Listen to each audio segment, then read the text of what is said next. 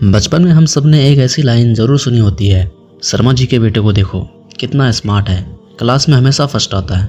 हमारी सोसाइटी में smart student या टॉपर होना एक अल्टीमेट फ्लेक्स होता है। हम एज्यूम करते हैं कि जो बच्चा स्कूल और कॉलेज में टॉप करेगा उसकी लाइफ सेट है, वो फ्यूचर का CEO, साइंटिस्ट या बिलियनर बनेगा। लेकिन क्या हो अगर मैं आपको बताऊं कि रियलिटी इसके बिल्कुल अपोजिट है। 1995 में बोस्टन कॉलेज की रिसर्चर कैरेन आर्नोल्ड ने एक फैसिनेटिंग स्टडी की। उन्होंने 81 हाई स्कूल वैलेडिक्टोरियंस यानी क्लास के टॉपर्स को ट्रैक किया। उनके ग्रेजुएशन के 10 साल बाद तक रिजल्ट शॉकिंग था। उनमें से कोई भी दुनिया बदलने वाला विजनरी या टॉप टायर CEO नहीं बना।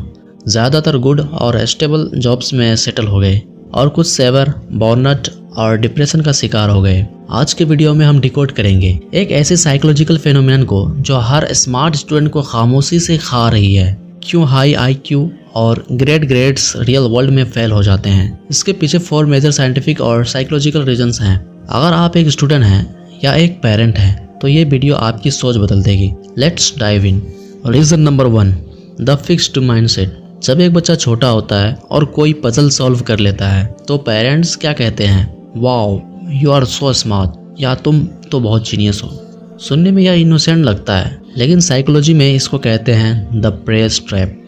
स्टैनफोर्ड यूनिवर्सिटी की लीजेंडरी साइकोलॉजिस्ट डॉक्टर कैरोल डेवेक ने एक माइंड ब्लोइंग एक्सपेरिमेंट किया।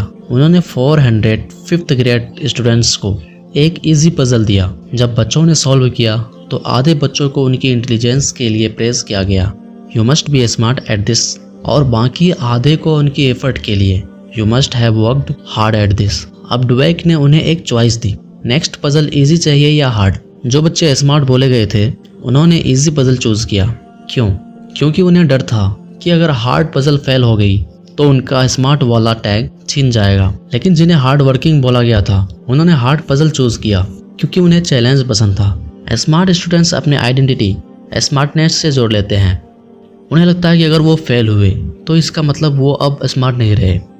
इसलिए जैसे जैसे लाइफ मुश्किल होती है कॉलेज या जॉब में, वो रिस्क लेना बंद कर देते हैं। वो अपने कंफर्ट जोन में रहना प्रेफर करते हैं ताकि उन्हें फेल होने का डर ना हो। और यही है कि बिना रिस्क के लिए रियल वर्ल्ड में कोई बड़ी सक्सेस नहीं मिलती।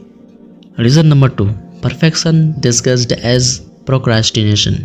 लोग सोचते हैं स्मार्ट स्टूडेंट्स लेजी होते हैं जब वो असाइनमेंट्स टाइम पर सबमिट नहीं करते, बट साइंस कहती है कि ये लेजीनेस नहीं, फियर है। एक एवरेज स्टूडेंट के लिए एग्ज़ाम में B या C ग्रेड आना नॉर्मल है। वो पढ़ता है, जो आता है लिख देता है। लेकिन एक स्मार्ट स्टूडेंट के लिए ये पॉजिटिव के अलावा कुछ भी एक्सेप्टेबल नहीं है। उनके दिमाग में एक टॉक्सिक इक्वेशन बन चुका है, my grades equal to my self worth. जब कोई टास्क बहुत बड़ा या कम्प्लेक्स होता है तो परफेक्शनिज्म की वजह से उन्हें एनालिसिस पैरालिसिस हो जाता है।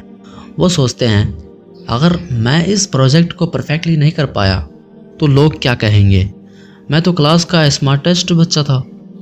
इस डर की वजह से वो काम को स्टार्ट ही नहीं करते। इसे साइकोलॉजी में सेल्फ हैंडीकैपिंग कहते हैं। अगर एक स्मार्ट स्टूडेंट लास्ट मिनट पढ़कर एग्ज़ाम में फेल हो जाता है तो उसका ईगो उसको एक एक्सक्यूज़ दे देता है, मैं तो फेल इसलिए हुआ क्योंकि मैंने पढ़ा ही नहीं, अगर मैं पढ़ता तो टॉप करता। ये एक डिफेंस मैकेनिज्म है अपने स्मार्ट इमेज को प्रोटेक्ट करने का। लेकिन लॉन्ग टर्म में ये परफेक्शनिज्म उन्हें रियल वर्ल्ड प्रोजेक्ट्स, स्टार्टअप्स या रिलेशनशिप में कम्प्लीटली पैरालाइज कर देते हैं। Reason number 3, lack of grit. Grit क्या है?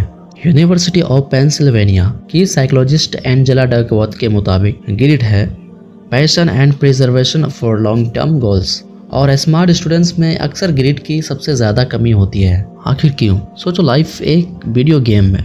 एक एवरेज स्टूडेंट को शुरू से ही गेम खेलना पड़ता है, स्ट्रगल करना पड़ता है और लेवल क्रॉस करने के लिए ग्राइंड करना पड़ता है। उनकी रेजिलेंस मसल यानी मुश्किलों से लड़ने की ताकत स्ट्रॉन्ग हो जाती है। लेकिन एक स्मार्ट स्टूडेंट, उनका हाई IQ उन्हें स्टार्टिंग लेवल्स स्कूल में बिना मेहनत के बाईपास करा देते हैं। उन्हें कभी वॉल ऑफ ऑफुल या फेलियर का सामना नहीं करना पड़ता। लेकिन जब वो रियल वर्ल्ड या कॉलेज में आते हैं जहाँ सिलेबस डिफाइंड नहीं है, जहाँ बॉस का मूड खराब है या स्टार्टअप फेल हो रहा है, वहाँ IQ काम नहीं आता, वहाँ चाहिए ग्रिट। क्योंकि स्मार्ट स्टूडेंट्स ने कभी स्ट्रगल करना नहीं सीखा होता है। पहली बड़ी फेलियर उन्हें मेंटलिटी तोड़ देती है। वो गिव अप कर देते हैं ये सोचकर कि शायद ये काम मेरे लिए बना ही नहीं है।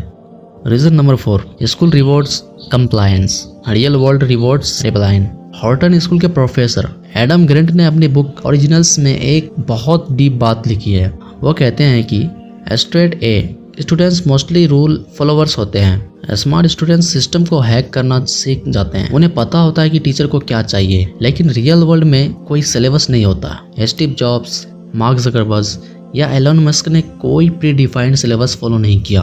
उन्होंने खुद के रूल्स बनाए। स्मार्ट स्टूडेंट्स अक्सर गुड एम्प्लॉयज बनकर रह जाते हैं क्योंकि उन्हें अथॉरिटी को क्वेश्चन करने या आउट ऑफ द बॉक्स सोचने की आदत नहीं होती। उन्हें लगता है कि हर प्रॉब्लम का एक राइट आंसर होता है जो किताब के बैक पेज में लिखा है, पर लाइफ में ऐसी कोई बुक नहीं होती। तो क्या इसका मतलब ये है कि ये स्मार्ट होना एक कर्स है? बिल्कुल नहीं। इंटेलिजेंस एक सुपर पावर है, लेकिन अगर उसके साथ सही माइंडसेट ना हो तो वही सुपर पावर आपको डिस्ट्रॉय कर सकती है। अगर आप एक स्मार्ट स्टूडेंट हैं या किसी स्मार्ट बच्चे के पेरेंट हैं तो इन 3 रूल्स को आज ही अप्लाई करें। Praise the process, not the trait.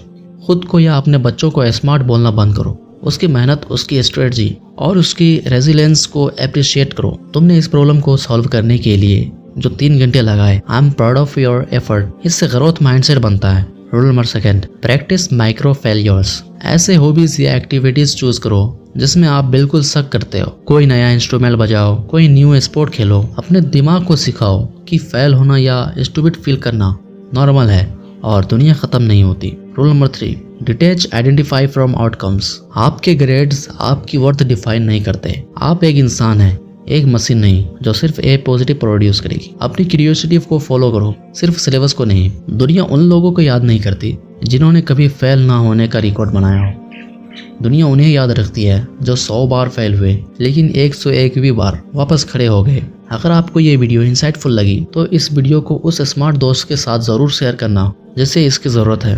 Comment करके बताओ, क्या आपने अपनी लाइफ में ये परफेक्शनिज्म या फियर ऑफ फेलियर फील किया है? Keep learning, keep growing and don't be afraid to fail. मिलते हैं नेक्स्ट वीडियो में।